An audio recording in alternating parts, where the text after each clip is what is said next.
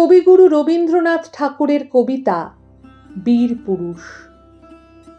মনে করো যেন বিদেশ ঘুরে মাকে নিয়ে যাচ্ছি অনেক দূরে। তুমি যাচ্ছ পালকিতে মা চড়ে, দরজা দুটো একটুকু ফাঁক করে। আমি যাচ্ছি রাঙা ঘোড়ার পরে, টকবগিয়ে তোমার পাশে পাশে। রাস্তা থেকে ঘোড়ার খুঁড়ে খুঁড়ে রাঙা ধুলোয় মেঘ উড়িয়ে আসে। সন্ধে হলো, সূর্য নামে পাটে, এলিম যেন জোড়া দিঘির মাঠে। ধুধু করে যেদিক পানে চাই, কোনোখানে জনমানব নাই।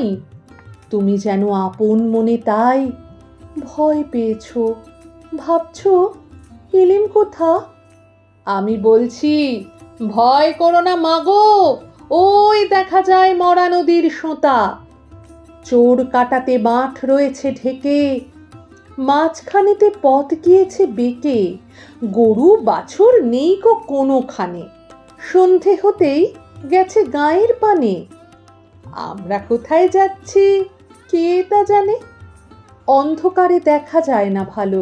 তুমি যেন বললে আমায় ডেকে, দিঘির ধারে ওই যে কিসের আলো।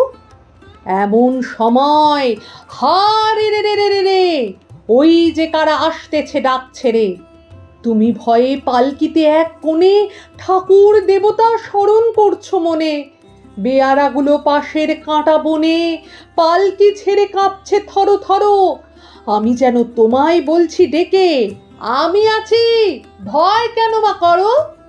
হাতে লাঠি, মাথায় ঝাঁকড়া চুল, কানে তাদের গোজা জবার ফুল।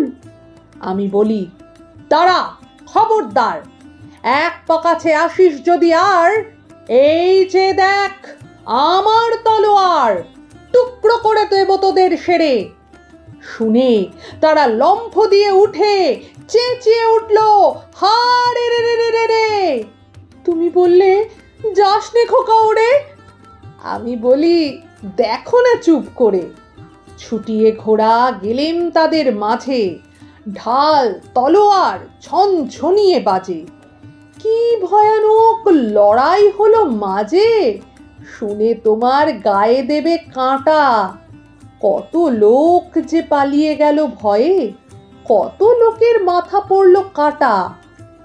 এত লোকের সঙ্গে লড়াই করে ভাবছো খোকা গেলই বুঝি মরে। আমি তখন রক্ত মেখে ঘেমে বলছি এসে, লড়াই গেছে থেমে।